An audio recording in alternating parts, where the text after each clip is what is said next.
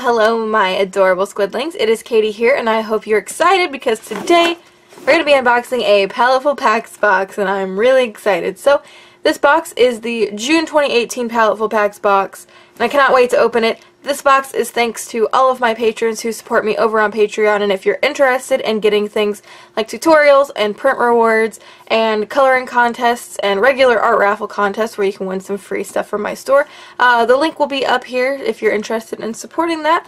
If you aren't familiar with what Paletteful Packs is, they are an art subscription box that comes to your door every single month. I have the Paletteful Packs Petite box, which is the smaller box. It comes in at about $24 a month plus free shipping if you live in the United States. They have a larger Paletteful Packs box, which is $35 a month, and then they have a young artist box, which is about $30 a month. All of these boxes are free shipping if you live in the US, and I believe it is $15 to Canada and Mexico and $25 everywhere else for shipping. So the shipping on these boxes is rather pricey, but I love all the stuff in this box, so it's a pretty good deal for me.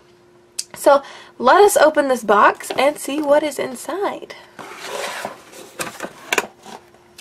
So right on top we have the card. So the theme for this box is drawing on black. All of the supplies are listed on the card, so I'm going to set that aside just so I can reference it as we go. And then we have the paper worms. I love these things. They get everywhere, but they are fun. And then we're left with the supplies in the box. So the first thing is a Faber-Castell Pitt Artist pen. This is a silver, I don't know if you can see that, it's a silver, and it is a 1.5 tip. So it's got a really interesting bullet tip. Then we've got a Uniball Signo broad white gel pen. I have so many of these, it's not funny, but I recently just threw one away, so I go through them like water, so I'm really not upset about getting another one.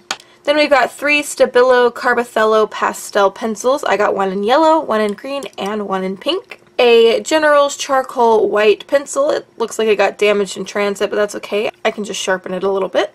Then we got 6 Pentalic metallic colored pencils. Really pretty color selection, so I'm excited to use these. And lastly, we've got a Pentalic Traveler Pocket Black Sketchbook. So, funny enough, these supplies remind me of the supplies I got in the Well Inked box recently. However, it does come with a little bit more supplies, and I can kind of figure out what to do with these a little easier, just because I have a variety of textures and just various media that I can use in the sketchbook, plus it's a tiny one, so I'm excited for that. Here are the items that we got in this month's June Paletteful Packs Petite box. If you get the Paletteful Packs box, let me know in a comment down below what you got, whether you got the big one, which is the regular size one, or if you got the small one like me, or if you even got the young artist box, let me know in a comment down below what you got. I'd be really interested in chatting with you guys about that. Now I'm going to head over into an illustration. I'm going to talk to you further about using these supplies on this black paper and whether I liked it or not and all that stuff. And so yeah, let's just go head over there. Alright, I'm giving you guys a quick little rundown of the supplies in swatch format. So I'm just swatching all of them out just to kind of get a feel for how the supplies are going to work on this black paper.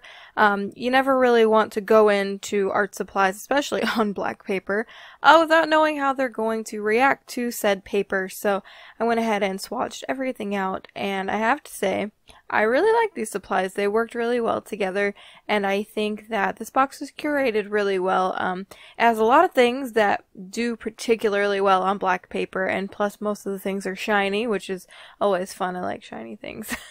So, yeah, I'm just really glad I swatched them out first because it helped me get into my art piece, which I'm doing right now. So I took one of those Pentalic metallic pencils and I sketched my piece out.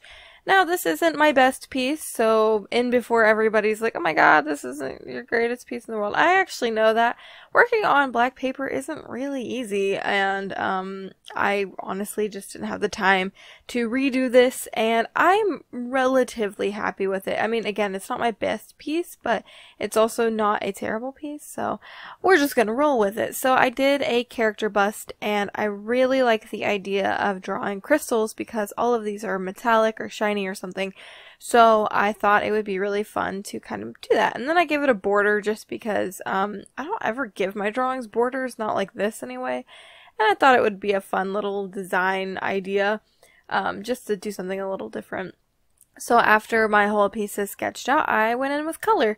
A lot of this is just simple color blocking. There's not too much like shading and stuff. I wanted to keep it more simple than not, and I also wanted to use all the supplies. I found myself gravitating towards certain supplies like the Pentalic colored pencils, and the Uniball and all that, and I had to really find a place for the Carbothello pencils, not because they weren't good, because actually I really like them, but for some reason I just couldn't fit them into the picture, and maybe it was just because of the color selection in general. I did have a hard time, but I made it work. I think I put them into the crystals, and then I added a little bit to the circlet on her head. So let's talk about what I thought of these supplies. So I really like the Uniball Signo. It's my favorite gel pen for getting those bright white highlights, so I'm kind of biased toward that one a little bit. I liked the shininess of the Faber-Castell metallic marker, however, it didn't really show up super metallic-y on this paper. Now, if you put it on like white paper, it works really well. You can tell it's silver and it's really pretty, but on black paper, it just really didn't show up. It looked more white. The metallic colored pencils by Pentalic, I really love them. They had a beautiful color. They were nice and shiny, and I don't know, I just really liked them. I thought they were pretty nice. The Stabilo Carbothello pencils were really nice, super pigmented. They just had a great payoff, but the one downside to those is that if you use spray fixative on them, they just disappear. It's like you never even put them down. So, future reference, if you do use the Stabilo Carbothello pencils, be very careful with your fixative. Then the General's White Charcoal Pencil. I appreciate this pencil so much.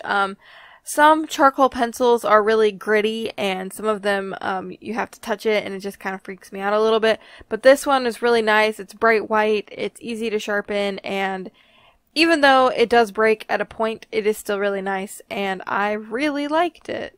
And then the paper. I also enjoyed the paper. It made me think outside the box, and I think that's the best part of this challenge.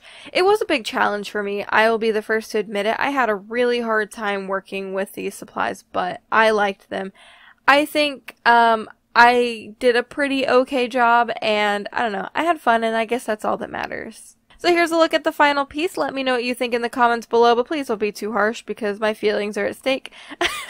Anyway, I hope you enjoyed the video. I have social media links down below as well as a subscribe button if you are already a part of our cute squid pods. So anyway, thank you again so much for watching, and until next time, my adorable squidlings, toodaloo!